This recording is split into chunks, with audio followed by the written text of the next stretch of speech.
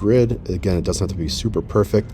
And when we extruded it, it looks like it kind of gave us this like slightly beveled edge. So like maybe I'll come in and select just these bottom vertices like that. Turn off soft selection by tapping B and just move them up a little bit, just so we don't have that rounded bottom of our mug. All right, so let's go to the side here. Let's see if it doesn't matter which side you go to, just kind of pick one of the sides, because when we go to move these faces outward, we want to have a clean direction to move them out in. We don't want to pick faces along like at an angle between like the X and the Z. We want to either be on the Z or be on the X. So let's right click and go to face, and towards the top I'm going to pick these 4 faces. If it's hard to pick them with the move tool, just hit Q and then that'll put you in the select tool so you don't see that manipulator. Hold down shift and grab these faces. If you pick the wrong face, just hold down control and click it, it'll deselect it. So we want to extrude these out now. So let's go to edit mesh and extrude.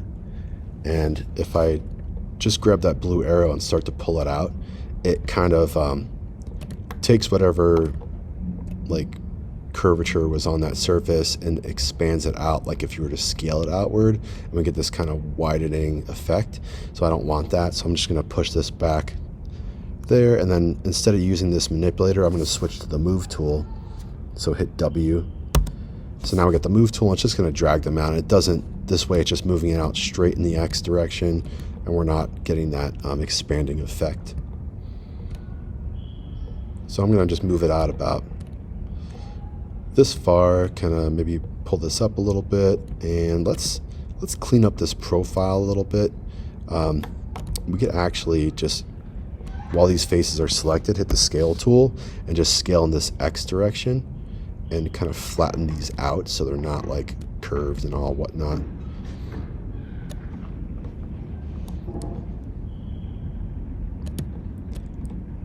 And to make it look even nicer, we could go to vertex mode and we could grab the corners of this like box shape and just grab the 4 corners. And again, if it's hard to select with these manipulators, just switch to the selection tool. So hit Q and hold down shift and grab this vertex, and this vertex. So we have just the corners. And if we hit the scale tool, which is R, so hit R, we could scale those in, and we get more of like an oval shape here, which is probably more conducive to like a handle. So I think that'll make it look a little bit nicer. Sweet. So let's right click and go back to face, and we have to, luckily those are still selected, but let's say they weren't, you would just select them again. Hold down shift and click those. So now we want to extrude this again. So let's go to edit mesh, extrude, and again, just right away, just switch to your move tool, hit W, and then drag these out. And let's kind of rotate them. So hit E to rotate, and I'm going to rotate on one axis. So don't just click anywhere and do like this kind of thing. Click on this one axis, it turns yellow, and tilt these downward. And we could even maybe go back to the move tool, move it down a little bit. You could adjust this afterwards, so it's no big deal. You could also hit scale and scale in the center to make this a little bit thinner. If we hit the G key, it's going to redo whatever our big operation was, which was extrude. So hit the G key, it goes back to the extrude tool. Hit W to go back to the move tool and move this out, maybe move it straight down. Hit the E key to rotate on the one axis. Maybe I want to actually go back to the move tool and push this in a little bit. And we're gonna hit the G key to extrude again. And maybe I could scale this too, like scale it in the one axis to make it a little bit thinner. Hit the G key to extrude it. Immediately before you move it, just go to the move tool, so W, and then pull this down, and maybe we'll push it over a little bit. So we're starting to get our handle shape. And I'm kind of, in my mind, I'm looking at which 4 faces this is going to connect with. So I'm going to rotate these faces. So hit E to rotate, and then hit G to extrude it again, and hit W to get the move tool. And we're gonna push these out and then kind of move them down. And I think we're at a good spot where we could then connect this to these 4 faces here.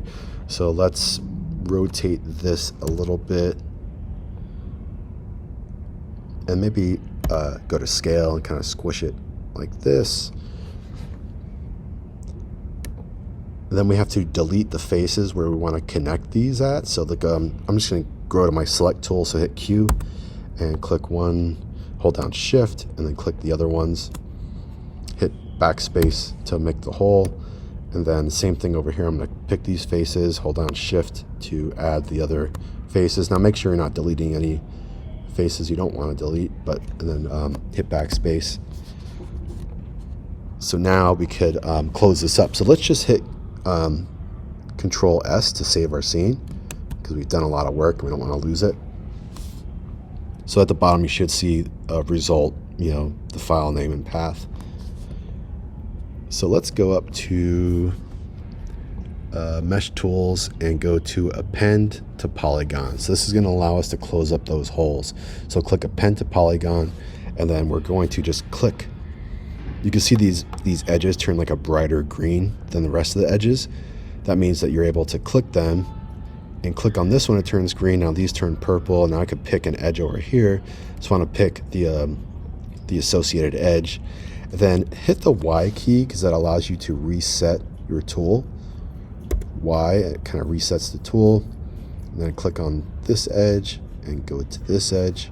Hit Y to reset it. And we're just going to go around in a circle here. So boom, click, hit Y.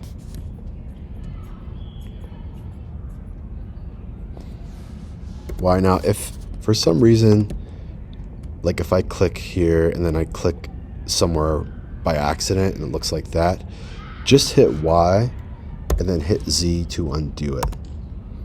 And then that'll allow you just to maybe rotate in a different view and have an easier time to select those edges. So boom, and then select the next one, hit Y, and we'll just continue around. Y. Oops, and then there was a mistake, so I'll hit Y, then I'll hit undo, which is Z. Maybe I'll just rotate my camera a little bit to make it easier. Click there and just click right on the edge, and then hit Y, and then the last one. So as you can see, when we did all those poly appends, we have all this construction history here. We'll get rid of that when we're done. Cool, so we got our mug, so let's go ahead and hit smooth. So let's go to mesh, we'll go to smooth, we'll see what it looks like. And I think that looks pretty good. Maybe like the handle's a little bit fat. So like if you're looking at this, you're like, man, that just looks funky, I want to fix that. Just undo the smooth and go back, and maybe go back to vertex, select all these vertices here, and then just scale them down a bit. And you could go to each one and scale them, or you could rotate them, or do what you want with them. And if these little connections are looking a little bit boxy, you could even grab like this. Actually, I'd probably leave this alone, because if we scale these in, it'll start to mess with the curvature of the outside of the cup. So I think we should leave these alone. If we did want to fix like the thickness of like this connection point, I would go to object mode and go to mesh tools and insert edge loop. And I would click along this edge here and add a loop here, then add a loop down here. So now we could go back to vertex mode and grab our, just our select tool. So hit Q, and then just kind of come over here and try to select these. Now, if it's getting difficult to select these like that, you can actually go to edge mode, right click and go to edge, and you could double click on this edge and it'll select the loop. And then you could just hit the scale tool, and you could scale it in, you could push it, hit W to move it and push it back towards the cup. And you could do the same thing here, double click on this edge, hit R to scale it, and hit W and push it back towards the cup